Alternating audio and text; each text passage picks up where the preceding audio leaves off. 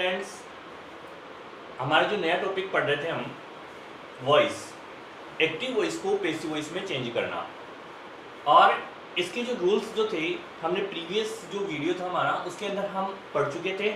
और आज जो हम पढ़ेंगे वो सिंपल सेंटेंस की एक्टिव वॉइस से पैसिव वॉइस में चेंज करना, वो चीज़ हम सीखेंगे।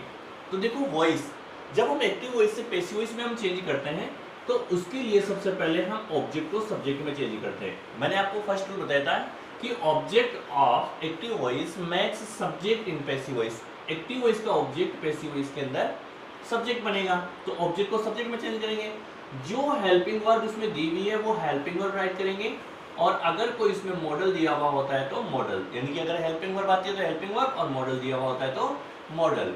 फिर उसके बाद में अगर आपको नोट उसमें नीड है, यानी कि अगर not is given in the sentence then we are to write, otherwise we don't write. हम उसमें नॉट का यूज नहीं करेंगे। फिर हमें बी की नीड हो तो बी, बीन की नीड हो बीन, और बीन की नीड होती है तो बीन। अभी मैं आपको बताऊंगा कि कहाँ कहाँ पर हमें इनकी नीड होगी। फिर थर्ड फॉर्म ऑफ वर्ब आपको बाय का यूज करना है, और फिर सब्जेक्ट को ऑब्जेक्ट में चेंज करना है, और ये हमारा हो जाएगा अदर्स। इस टाइप से आपको ये करना है। अब इसमें देखो कि बी की नीड हम कहाँ करेंगे।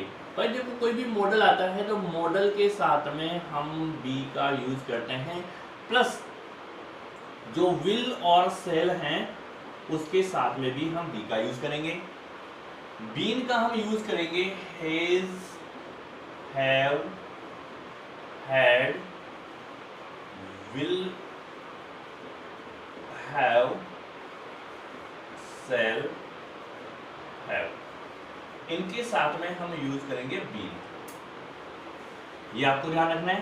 रही बात बीइंग की, तो is, am, are, was, were, is, am, are, was, were, इनके साथ में आपको यूज करना है बीइंग। ये बीइंग का यूज इनके साथ में होता है, ये आपको ध्यान रखना है। अब देखो, हम इसकी क्या बनाएंगे एक्टिव वॉइस से पैसिव वॉइस। सबसे पहले हम एग्जांपल लेते हैं। She takes tea in the morning. She takes tea in the morning. Simply हम देखते हैं कि सबसे पहले हमें क्या करना है, हमारे ऑब्जेक्ट को फाइंड आउट करना है, उसको खोजना है, क्योंकि ऑब्जेक्ट ही हमारा पैसिव इसमें सब्जेक्ट बनेगा। तो आपको इसमें ध्यान रखना कि सिंपल सेंटेंस जो होता है उसमें सबसे पहले सब्जेक्ट का यूज होता है, यानी कि सब्जेक्ट आता है।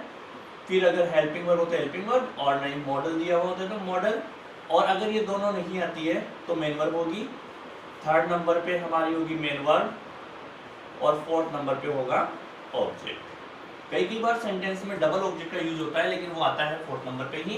डबल ऑब्जेक्ट का मतलब एक लिविंग ऑब्जेक्ट होगा, और सेकंड जो अनदर जो ऑब्जेक्ट होगा वो होगा नॉन लिविंग ऑब्जेक्ट। तो देखो, फर्स्ट नंबर पे सब्जेक्ट, सेकंड नंबर पे हेल्पिंग वर्ब या मॉडल, थर्ड नंबर पे मेन वर्ब, और फोर्थ नंबर पे ऑब्जेक्ट। और जिन सेंटेंस के अंदर हेल्पिंग वर्ब और मॉडल नहीं आता है तो वो सेकंड नंबर पे मेन वर्ब होगी, जैसे इस सेंटेंस में आपको देखने को मिलेगा। ये सब्जेक्ट हो गया। हेल्पिंग वर्ब मैंने बताई आपको, is, am, are, was, were, has, have, had, will, shall, do, does, did, ये होती है तो वो हेल्पिंग वर्ब होती है। अब इसमें देखो टेक्स आ रहा है, यानी कि ये मेन वर्ब हो गई, और ये टी जो है ये ऑब्जेक्ट हो गया। इस ऑब्जेक्ट को हमें सब्जेक्ट में चेंज करना है, यानी कि टी, इस ऑब्जेक्ट को हमने सब्जेक्ट में चेंज किया हमारे अकॉर्डिंग टू अवर स्ट्रक्चर।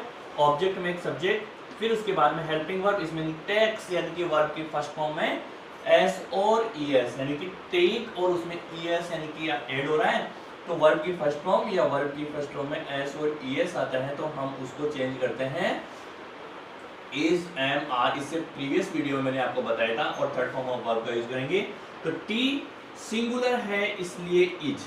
अब इसमें देखो जो इज, एम, आर है वो इज, एम, आर, इज हम यूज करेंगे सिंगुलर सब्जेक्ट के लिए, सिंगुलर सब्जेक्ट, और सिंगुलर सब्जेक्ट होते हैं ही, सी, इट, और कोई भी सिंगल नेम। एम आपको केवल और केवल विदाई के साथ में यूज करना है। आर का यूज होगा प्लूरल सब्जेक्ट के साथ में, और प्लूरल सब्जेक्ट होता है वी, क्योंकि आई तो हमने यहाँ ले लिया, बच गया वी, यू, दे।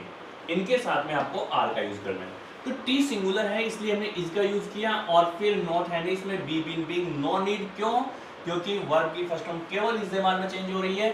फिर थर्ड फॉर्म, तो टेक की थर्ड फॉर्म हो गई टेक, टू, टेकन, और फिर बाय, और सब्जेक्ट को ऑब्जेक्ट, सब्जेक्ट सी है तो ये चेंज हो जाएगा हर में। और अदर्स जो है हम एज इट वैसा का वैसा ही लिखेंगे, इन the morning,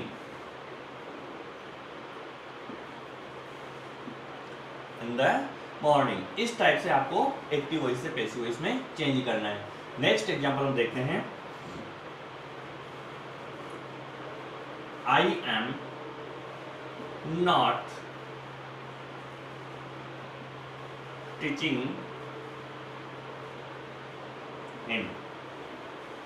I am not teaching him, ये सब्जेक्ट, एम ये हेल्पिंग वर्ब, नॉट को आपको काउंट नहीं करना है, टीचिंग मेन वर्ब हो गई और हिम ऑब्जेक्ट हो गया। तो ये जो हिम है ये सब्जेक्ट बनेगा, तो हिम किस में कन्वर्ट हो जाएगा? ही में। तो ही, अब देखो इज एम आर, जब किसी सेंटेंस में इज एम आर का यूज होता है तो उसमें is being, am being, are being में चेंज होता है। तो ही सिंगुलर है इसलिए इज, नॉट आ रहा है ये नॉट लिखना, और देखो हेल्पिंग वर्ब में हमने इज लिखा, नॉट है आ रहा है इसमें लिख दिया। बी, बीइंग, बीइंग में से हमने क्या लिखा? क्योंकि इज एम आर आ रहा है इसलिए बीइंग लिखा, तो इज नॉट बीइंग। फिर थर्ड फॉर्म, तो टीच की थर्ड फॉर्म होती है taught, teach, taught, taught by, और ये जो आई है वो आई इधर जाकर के बन जाएगा मी, यानी कि आई का ऑब्जेक्ट मी होता है, object of I is me. इस टाइप से आपको ये बनाना है। एक एग्जांपल और देखते हैं। He has done his work. He has done his work.